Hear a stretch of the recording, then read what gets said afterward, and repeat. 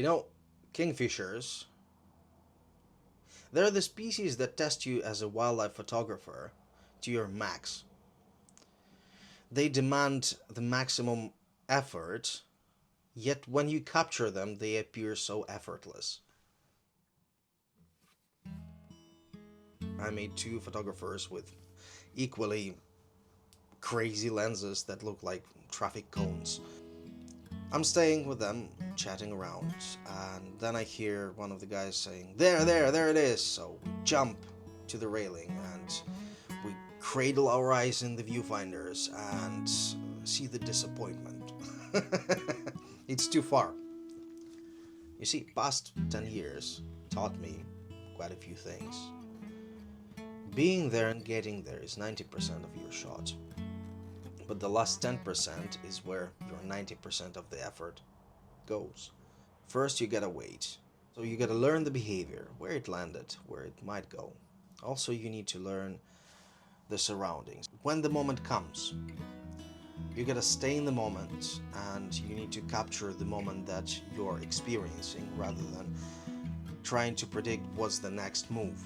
You see, just sitting on the branch is one thing, but it's preening, it's stretching, it's twitching, it's looking. It's all part of what they do. When I saw that it is preening, that typically means with birds that they feel comfortable and they're relaxed. When the birds are relaxed, they don't really move much from place to place. So that's where I relocate to get a different shot, to get a bit more. Then I relocate again to get a different perspective again. That's where I kind of slowed down on the video and started doing more shots. And actually, I got the poop shot, which is another trait, I guess. Another thing that you capture is part of a story. At that point, it flies off to do its hunt. Some people arrive, just walkers, maybe wildlife enthusiasts, and I don't blame them asking me what am I looking for, because probably they were asking like, hey, you alright? Because I probably looked like, you know, if a knee had eyes and was on acid. A fish. Oh, fuck. So I showed them the shots. They were happy to see it, they were excited. Well, I got the well done kind of pat on the back, which felt really good.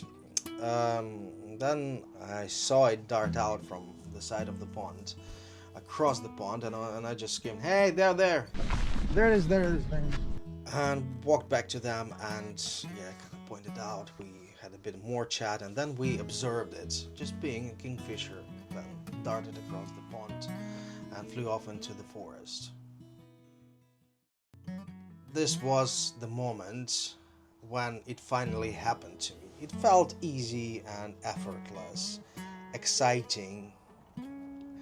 It's rarely when you feel that you're really in the moment. But I know it took me a decade to get to this place. Thank you for watching this far. I hope you enjoyed it. Please subscribe and leave a like. And also, if you have any questions, leave a comment. Hopefully I'll see you out there. Bye.